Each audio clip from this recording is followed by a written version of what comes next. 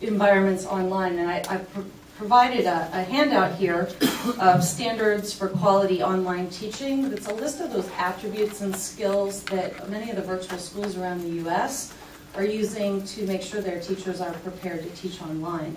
So the IB diploma program started providing professional development to their highest performing teachers, you might say, using gold standard classes, and now they offer the IB diploma program online to students across 125 countries. What that means is when these students are in global learning environments, they're communicating with students not only from their own community or country about these ideas, but they're posting with students in many other countries and engaging using voice over IP and other methods in their second language and fluency skills. So there are some other things happening in Europe that are really interesting. Fabrizio Cardinale, who is with Giunti Labs, but also the co-chair of the European e-learning industry group, is working on a competency-based model of actually pre-K through K-12, higher ed, and through the workforce to do competency-based multiple pathways of learning that will follow an individual student, individual citizen from cradle to grave to be able to track that.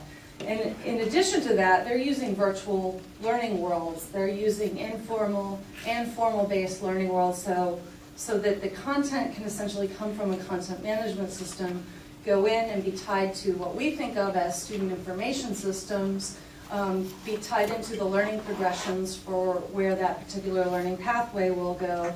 So, and that's tied into museums, schools, colleges, universities. So if you're a student in 10th grade and you're studying trigonometry, you can do while you're on the bus, you may be in Ireland working with a student in Turkey, with another student in Italy, and you decide to go on a virtual field trip to the Louvre. While you're on a virtual field trip in the Louvre, that system knows exactly where you are in your learning progression, and when you go to the Mona Lisa painting, it will give you an assignment, an assessment that's related to dropping down the mathematical, appropriate mathematical kinds of equations on the Mona Lisa. You can decide to go into a chat room with other students, maybe from the same country or school, maybe from somewhere else, and give you an assessment, and that information is provided to your teacher, and you can reach out and have online tutors. They are using systems like this and developing them today. So when we think about what's possible, I'm going to try to draw this contrast between what's happening and what's possible and what a vision looks like of true learning in the future that blends both formal learning and informal learning.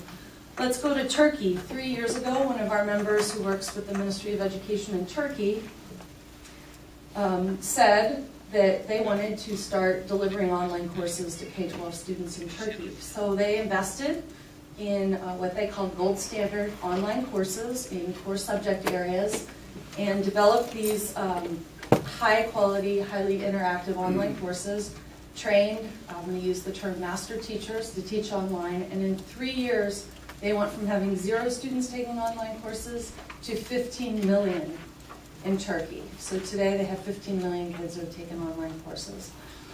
Let's go down to India. India has a goal in the next 10 years of providing universal access to elementary and secondary education for their citizens.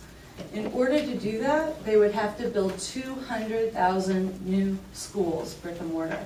They're not going to be able to do that. So what is their goal? Their goal is not to set up some virtual school on the side or some online learning program on the side, but to use technology fundamentally, online learning fundamentally, as a way to overcome their teacher shortages and limited access, to change the entire distribution model as a central force for school reform and for improving access. So what are they going to do? They're going to train their best teachers to teach online. They've got a project right now to internationally benchmark curriculum, so they're offering the highest academic standards. They're going to digitize the highest quality. There's a project called EduComp to do digital curriculum that's internationally benchmarked, train those teachers, and they see this as a what? International export opportunity, because they've looked at the UNESCO numbers and they see where the shortages are going to be happening globally. They also see the digital content as an export opportunity. This is one of their goals and how they're going to reach universal access to education for all of their kids.